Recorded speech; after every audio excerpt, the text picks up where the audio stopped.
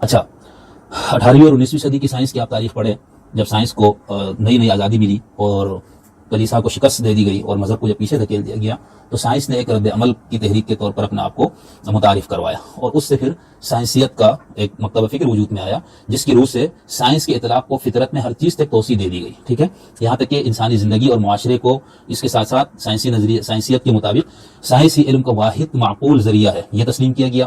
اس کے روح سے ہوا کیا؟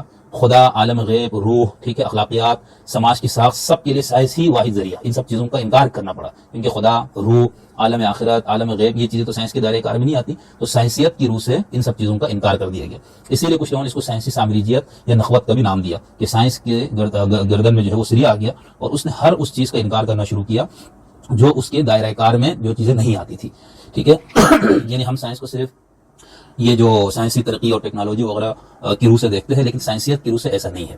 اس مفہوم میں، سائنسیت کے مفہوم میں، سائنس مذہب کے بھی خلاف ہے اور وہ خالص عقلیت کے بھی خلاف ہے. اسی لیے ان لوگوں نے مذہب کو اور مذہبیوں کو تو انہوں نے ویسے رد کیا ہی، انہوں نے تو فلسفیوں کو بھی پاگل اور دیوانے کا لقب دیا کہ ان لوگوں کا دماغی توازن ٹھیک نہیں ہے، جن کے فلسفی جو ہے وہ مشاہدے اور تجربے سے ہٹ کے وہ وہابی تصورات کے تھرو عقل کے ذریعے حقیقت تک پہنچنا چاہتے تھے. تو یہ جو 17ویں 18ویں صدی یا 18ویں 19ویں صدی کی جو سائنس ہے، اس کے اندر ہمیں یہ چیز نظر آتی ہے. اسی لیے آپ نے دیکھا ہوگا کہ پوری دنیا میں جب اس سائنسی فکر کا غلبہ ہوا تو مذہب والوں نے اپنے مذہب کی تعبیر اس کے مطابق کرنے کی کوشش کی. جو ریشنلزم والے تھے وہ بھی دفاعی پوزیشن پہ چلے گئے، عقلیت پسند مفکرین بھی، اور وجدان وغیرہ اور اس طرح کی باقی کسی چیز، الہام، ان کو تو بالکل جہالت اور انسان کی عہد طفولیت کی یادگار سے ان چیزوں کو تعبیر کیا گیا. تو یہ سائنسیت ہے. تو